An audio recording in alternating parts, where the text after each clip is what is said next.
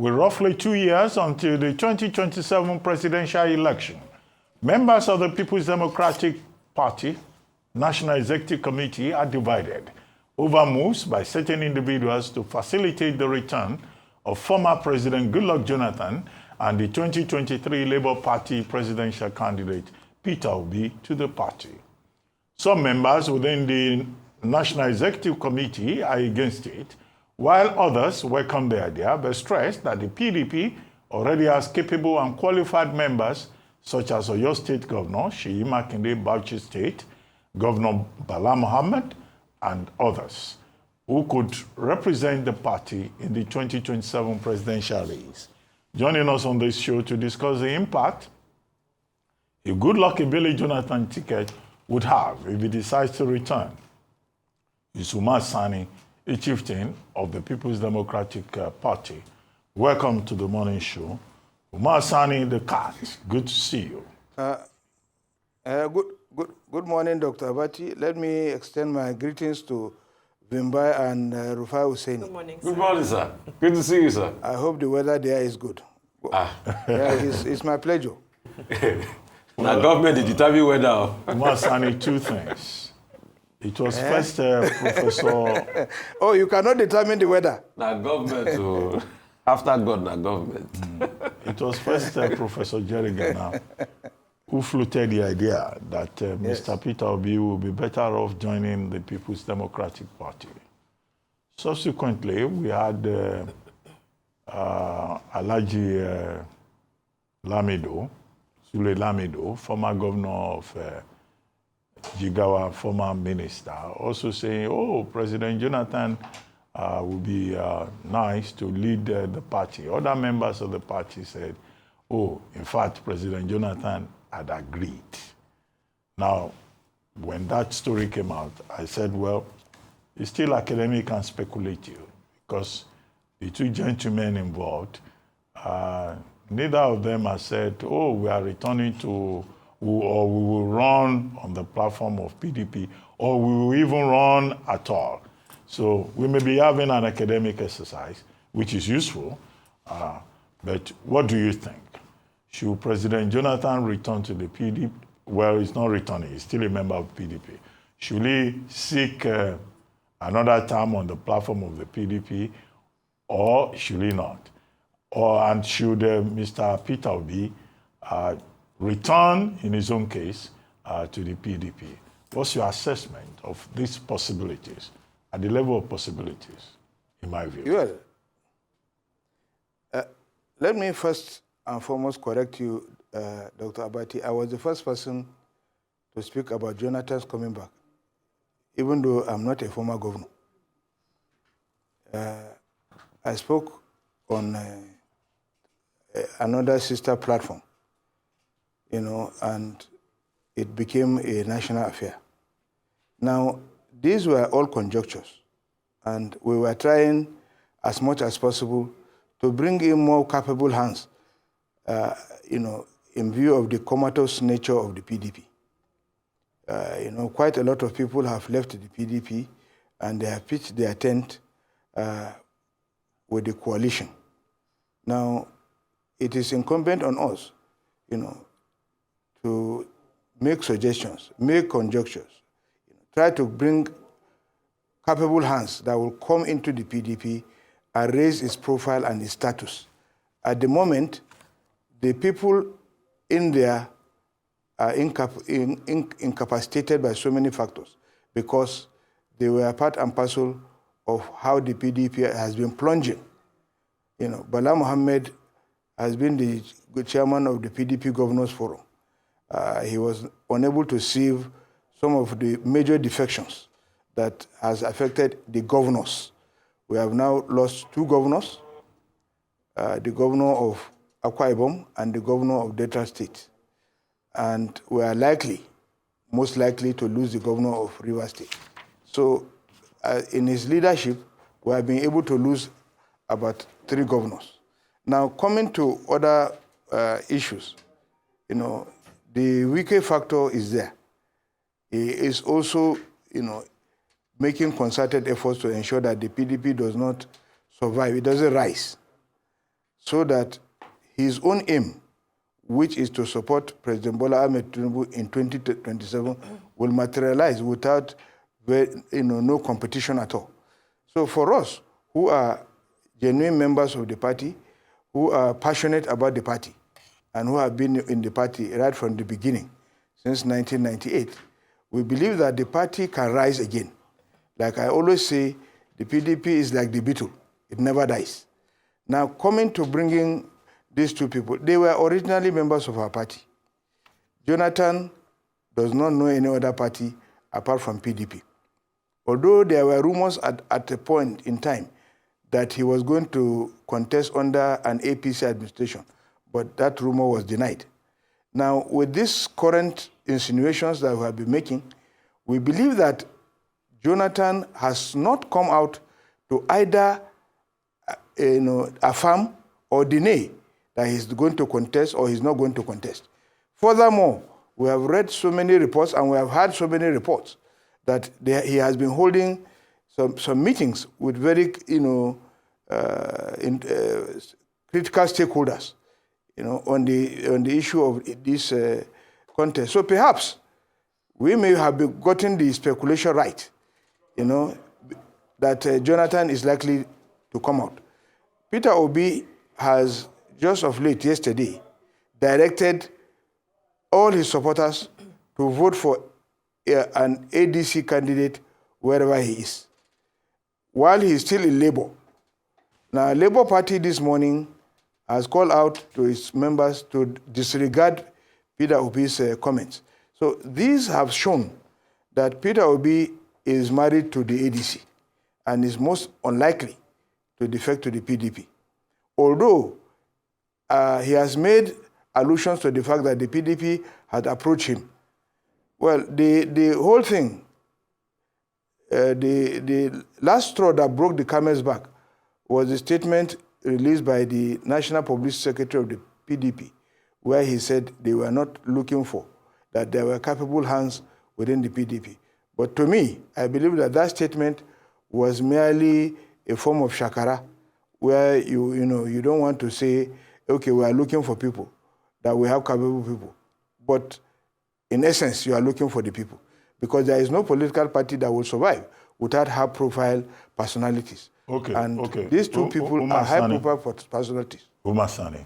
Now, with regard to President Jonathan, I can hear you. If we could integrate that a little bit, you recall that in 2018, ahead of the constitutional amendment process that led to the 2019 Constitution, one of the sections that was amended was Section 137. Section 137, sub 3, for presidents, and then I think Section 182 for governors, to the effect that any president or governor, but in this case, let's focus on Section 137, sub 3, any president who emerged by completing the term of a president who died in office and was sworn in is only entitled to just one term in office, namely that you can only be sworn in twice. You cannot be sworn in a third time within the purview of the spirit of the law itself. Now, do you see this being a problem in the likelihood that President Jonathan says, okay, I want to run? Won't they come and say, well, in 2010, you were sworn in as acting president to complete the term of President Yaradua. In 2011, you won election on your own steam. Why will you come again in 2026, 2027 to say you want to be president? Isn't that, legal booby trap there? Yes, quite a lot of legal minds have pontificated on that. But I choose to choose the second aspect of the argument, not your own. Because in the second argument that lawyers have preferred is that the Nigerian Constitution has clearly stated that no law has the powers to take retrospective effect. Yeah. Now, yes, retrospective effect. Yeah. Retrospective. Yeah. That is, it cannot go back. Yes. Yes. The law cannot go back. Once a law is enacted, it starts from the period where that law is enacted. It does not affect anybody who has already done that thing. It starts from the period that that law came into force or came into being. Now, these were the issues that affected when Buhari, when he was head of state, when he enacted a decree which dealt with the 3 cocaine pushers. And as at the time they were arrested, there was no law to the effect that it is a capital offense. So he enacted a decree and then backdated it, giving it a retrospective effect. Now, in the country, a lot of hues and cries were made that that decree in itself is illegal, but because you cannot make law and give it a retrospective bearing. Now, with the issue of Jonathan, I think the law was made after Jonathan had left.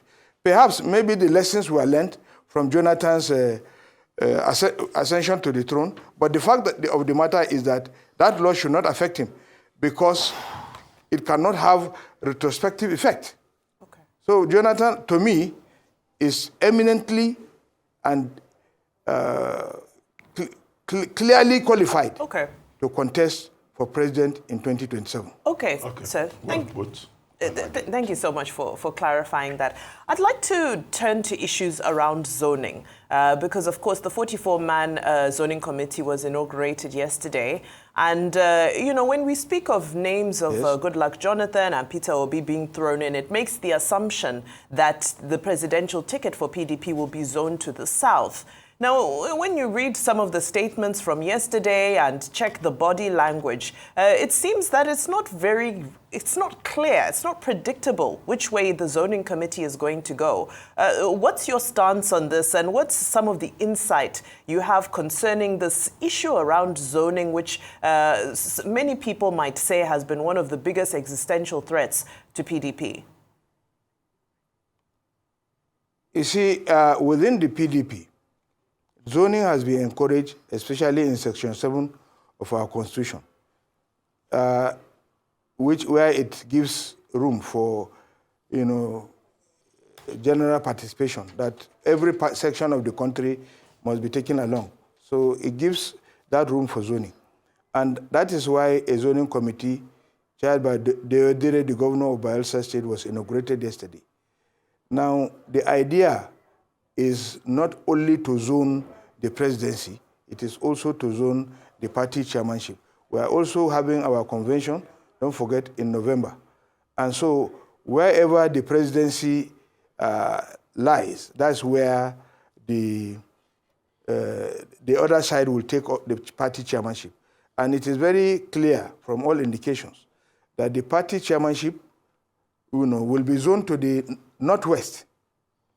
So if the party chairmanship will be zoned to the northwest, because their preliminary report has shown that perhaps it will go to the northwest. So if it will go to the likelihood that the presidential ticket will go to the south is very clear. And within the PDP there is that clamour. We are not, because Nigeria operates a multi-party system where each party looks at its own internal issues and how to resolve it. Now, in the PDP, the North is clamoring to become president. And they want to do an 8-year term because the North has been unable, of the 16 years of the PDP, the North was able to navigate only 2.5 years, perhaps. And so Northerners are more interested in trying to gain that advantage. And so Goodluck Jonathan, to them, gives that leverage because he is compelled by law to only do one term, and it will not be based on promises or any other thing because the law is so very clear. So his choice as the presidential candidate gives the North an unfettered advantage that in 2031 the North will get it. And so perhaps this has informed some of the arguments. Okay. So you're saying the argument is that the North will have a steady path to power quickly, they'll get it. Isn't a Goodluck Jonathan campaign a recipe for an easy second term for President Tinubu? Because the analysis also goes that they will cannibalize the votes of anybody in the opposition and make it easier for the president to emerge. Any time that an incumbent has been beaten is as a result of a convergence of forces against the incumbent, which happened in the case of Goodluck Jonathan. But when you split it out, definitely it cannibalizes things and it just makes it easier for the incumbent to win again. So is this not an easy ride to the second term? This that the PDP and they're trying to do with Jonathan isn't just going to make it consolidate, and President Tinubu will now do a second term and hold the ace to where the power will come from the North when he finally leaves in 2031. What do you think about this argument? Well, Rufai, your postulations look very attractable on the surface. But when you look at it, factually, you will understand that the coming in of Goodluck Jonathan will even further affect the president coming back than, give him that benefit. For instance, the president is now preparing the South-South for himself. He's preparing Edo for himself. He's preparing Akwa Ibom for himself. He's preparing Rivers for himself. He's preparing Delta for himself. So the coming of Goodluck will upstage that arrangement, because being somebody from the South-South, the possibility that the South-South would vote for Goodluck Jonathan is very massive. They will come out en masse because this is their own son. So they cannot sacrifice their own son for any other consideration. So it will affect the president more than it will affect any other candidate. Then coming to the North, which is the battleground. For Goodluck Jonathan is a very popular person in the North. Initially, the North, Northerners were convinced. When did he get this popularity? Is it just now? Because I never knew him to be popular. Buhari beat him in the North constantly, so I never knew him to be popular. Let me land. Yes, why I'm saying this is because Goodluck Jonathan was initially very unpopular because of the Boko Haram insurgency. And most Northerners believed that he was behind the Boko Haram insurgency and that he was using General Hejerika to create more mayhem in the North. But on the ascension of Buhari and the lack of performance of Buhari's government, the people now began to see that it was even not the fault of Jonathan, that it was an issue that was even beyond him. Because even Buhari kept on saying technically defeated, almost technically defeated, almost about to be defeated, but the thing continued. Okay. So the Northern, Umar, Sani. in fact, the incidents that broke the camel's back was when Bello Turji burned some people alive in a bus. And the Northerners could not take it, and they said Buhari was incapable. Okay, Umar Sani. Yes. We're wrapping up now, yes. But I hope in less than a second. With this background that you have given, would it not be right to accuse the Northern political establishment of opportunism and hypocrisy? This is the same Northern political establishment that opposed President Goodluck Jonathan in 2014-2015. They said they wanted power back to the North. And now he's become the bride, the political bride that they are all courting. Is it not because they say, okay, he's the surest best, we don't want Tinubu, but Jonathan will at least do just one time, using one Southerner against the other. And then there are Northerners coming to defend that. I think we should call out the hypocritical or the hypocrisy of the Northern political elite, so they can just manipulate Southerners as they wish. Briefly, don't you think that's the problem? Well, okay, Dr. Abati, on this matter, I will say that the questioner knows much more than the answerer. You were part and parcel of the system, you were in the government, and you knew what happened. Now, coming to whether the North is taking advantage or, well, the North, like I said several times, were misled by some of the ulamas who began to, campaign for Buhari as being the Messiah that Nigeria needed. And the Northerners took it hook, line, and sinker, believing that he's the Messiah. But later on, we discovered that he was human after all, and that he could not do whatever. And then the nostalgia of Goodluck's period, where prices of goods and life was good, you buy a bag of rice for 7,000 to 8,000 and so forth, began to now re-echo. And so it is not about the power dynamics that is behind the North's resurgence or recall of Jonathan. It is the good life that has happened during his period. And that good life gives him that credibility and say, oh, after all, during Goodluck, we didn't suffer like this. Okay. We were enjoying life, we were doing, so let us not look at it from the angle of power. But politicians, of course, will take advantage and say, since Goodluck has only one term and the North loves him, let us bring him so that we can take advantage. Okay, thank you very much, Umar Sani, for joining us on the morning show.